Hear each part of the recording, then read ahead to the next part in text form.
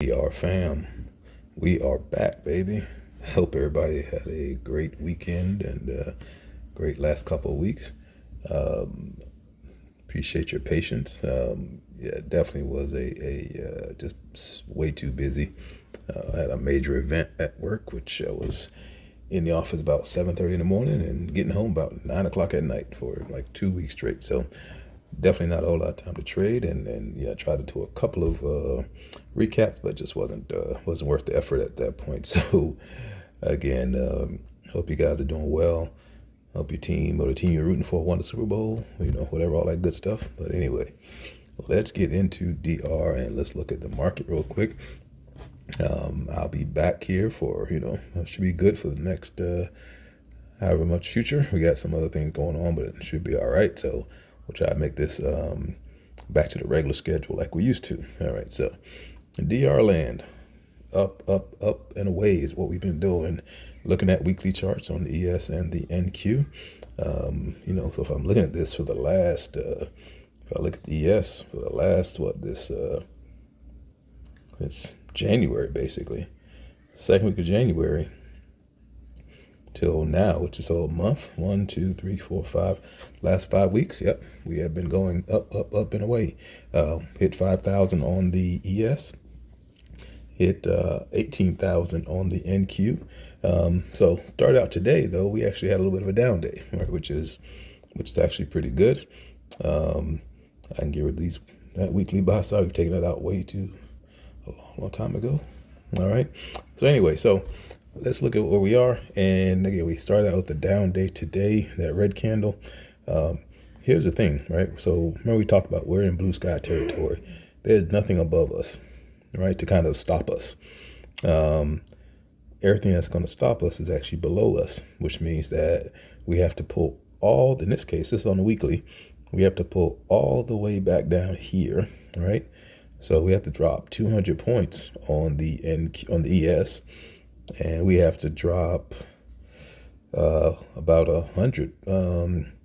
About 900 points on the NQ for us to get back down into a fair value gap, which would then reverse us out, right? So now coming up, we have OPEX this week, I believe, and then we have going to March, which is traditionally a down month. So as always, head on the swivel to see what's happening. But I'm interested to see what we do this week, just overall. Let me do something real quick. Let me drop this up. Let me take this up to a monthly just to see what it looks like. Yeah, if we look at a monthly, yeah, there's not a whole lot there. It's not going to tell us anything. All right. Anyway, yeah. So weekly kind of gives us a bit of the story. And again, we pushed back down today. We'll see kind of what's happening. Rest of the week. All right. If I take this down to a daily. Now we have had a couple of minor down days. Over the last few weeks, right? You can see them. But basically what's happened is every time we have a down day, we just engulf it the next day or the next 2 days, okay? And we run right back up. So we can see here, again, daily on the ES, we dropped down beginning of February, last week, we dropped down into that weekly fair value gap and then just bounced off of it. Same thing here. We talked about this before. We went deep on the NQ side, went deep into it, and then, of course, bounced off of it, and, we've been going up since. All right, now, we do have some, and this is where, again, there's nothing above us, right? Nothing up here to say bearish fair value gap, push us back down. Not yet, all right? Now, what I do see, let me give you some of that. What I do see here is we do have some daily fair value gaps that, again, would want to make us go back up, right? So not looking at this little short candle, this is the Asian session, so I'm not gonna worry about that right now. But if I look at this, right, what should happen, what potentially would happen is it's come back down and then bypass the weekly buy side, which we set today. So same thing here, could come down to that fair value gap and then bounce up. Other alternative is to come deeper take out a daily sell side, right? Take out a daily sell side, and this is on the ES. Come down and then, shoot back up, right? So those are the two kind of options I'm looking at. Same thing here on the NQ. We can take the first one, or we can come down, take out that daily sell side, and then make the move that way, right? So again, these are the kind of things just think about. We day trade and we trade kind of what the chart gives us, but it's always good to kind of understand the bigger picture so we can say, okay, if this happens, then this is what I think I might see. Okay. All right. So today was if I get down to our 5-minute chart, today was a day where, there wasn't a lot of action. Well, let me not say there was a lot of action, just wasn't a lot of DR action. Okay. So, and then we had a false day. We had false days on both charts in the afternoon, which would have been fine. All right. And I won't spend a lot of time on this because, again, there really was only one trade, one official DR trade today. And that actually was on the ES, right? So if we look at ES, and it was very subtle, right? So I'm making this so big so we can see it. All right. So right here, we closed above. Okay. You look at, again, IDR and DR are literally right on top of each other. So we close above, retrace on this next candle down into below the IDR. You put your order on IDR or DR, and then off to the races you go. All right. And so if I'm looking at that from a, potential, you could always take your 5 points or 10 points or whatever it is. Actually, let me see how many points that was. I need to look at that. Let me turn that off. So if you were really, really brave or held this for a long time, don't think about that buy side. We set that today. That's it moved up. We took the buy side out down here somewhere. So don't worry about this one because that's the new one. I just moved up on my chart. All right. So I just want to clarify that. So, all right. So we're here, and that's let's see, 50.46. Yeah, 20 points, 50.66. Right. So if you held it till 11:30. That's plus 20 on the ES. All right. Now on the NQ. Then we let me finish up the ES first. All right. So once we went up there, we consolidated basically through lunch or halfway through lunch, and then we started coming back down. And then we had a drop.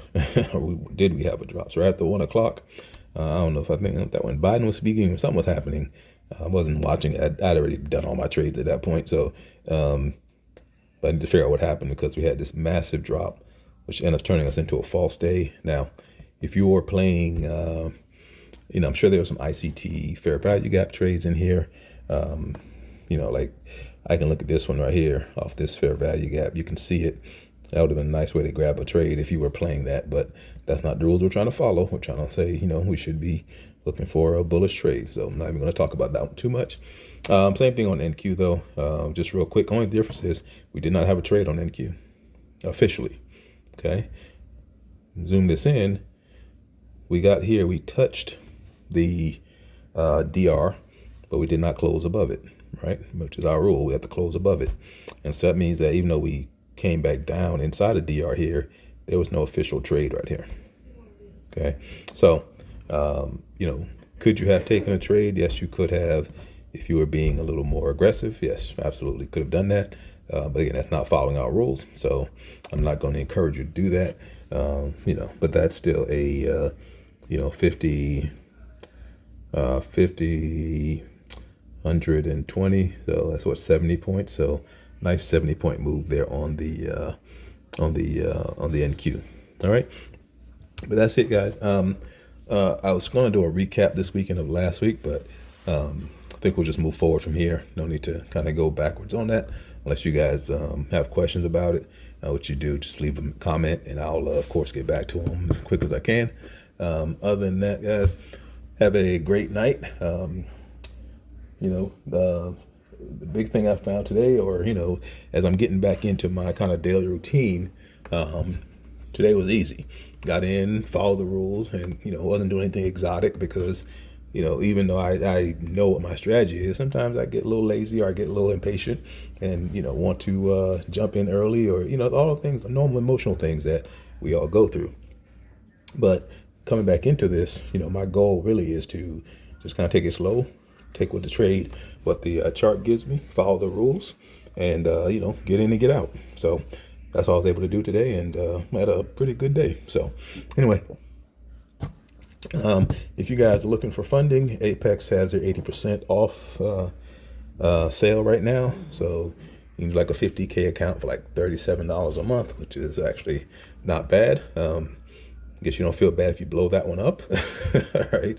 25K account like $33 or something like that. So they don't have the 1 day evaluation passing, but so I think that's probably a bad idea to do that. I think having to trade correctly for 7 days is probably a better use of how we trade our strategy here. All right. So anyway, guys, I'm not going to give out my link because it never seems to work anyway, and I'm not really in it for the commissions. I'm just trying to pass on the information for folks who want to try to get funded. Quick funny story, and I'll let you go for real. I'm looking at, Apex, they changed their website over the last week or so. It's been updated, so I'm looking at it, and I'm going, oh, that's interesting. So I have several funded accounts with them, and when they do that 1 day sale or whatever, I just grab one and I trade it, and most time I have passed it, and I'm just working on my PA accounts. So I'm looking at this and I'm looking at my accounts. I'm going, wait a minute, what is this account for? So I literally had an account, a eval account that I had passed and really forgot about it. So so now I have to I'll start that account probably next week or so before it does another monthly payment on me. I'll just pay the lifetime fee and keep it moving. But I was like, man, I think I have enough accounts now if I'm losing track of the ones that I've passed and don't even know that I've passed. Now I have passed eval accounts by accident before, which didn't intend to pass. I just want the price action was great and end up just making the $3,000 for the 50K account. But this first time I've actually forgotten that I had passed an account and it's sitting in there just waiting for me to fund it. So anyway, that's a good problem to have. All right, stick to the rules, and we'll all be there. This is a pretty simple strategy, and I encourage you guys. If you're new to it and you want to try it on the ES or the MES.